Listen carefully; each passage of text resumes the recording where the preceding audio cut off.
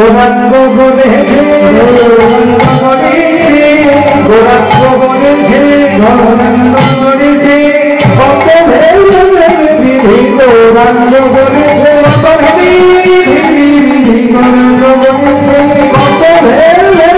বিধি গৌরাঙ্গ গড়েছে কত বিধি গৌরাঙ্গ গড়েছে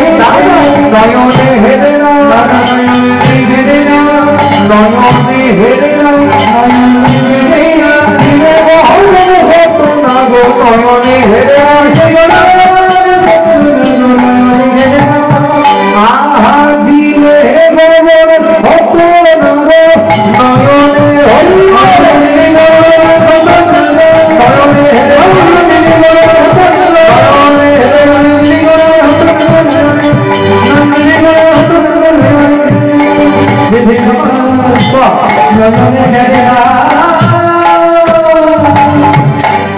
এইবার পদকর্তা বলছেন বিধি গো আমার তো একটি বদন আর দুটি কর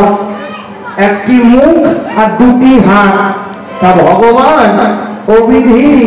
তুমি যদি আমার 10টা বদন দিতে কারণ এক বদনে আমি কত গাইব ভগবানের কীর্তন আর 2 করে আমি কত লিখব তুমি যদি আমার 10টা বদন দিতে এইবারে বলো রাবণের কটা মাথা ছিল গো হ্যাঁ 10টা সেই জন্য রাবণকে বলা হয় বাবা দশানন হ্যাঁ তা আমারও যদি 10টা বদন হতো তো ভগবানের কীর্তন গেয়ে গেয়ে 10টা যদি বদন হবে তাহলে হাত কটা হবে 20টা লিখে লিখে একদিন আমি সব শেষ করে দিতাম সব ভালো অহংকার ভালো নয় কেন বলছি বাবা যার কীর্তন চতুর্মুখী ব্রহ্মাজি 4 মুখে গেয়ে শেষ করতে পারে না যার কীর্তন পঞ্চানন ভোলা বাবা 5 মুখে গিয়ে শেষ করতে পারে না তার কীর্তন আমরা কলির মানুষ কতটুকু গাইব আর অহংকার করতে না আপনারা সবাই নাম শুনেছেন ব্যাসদেব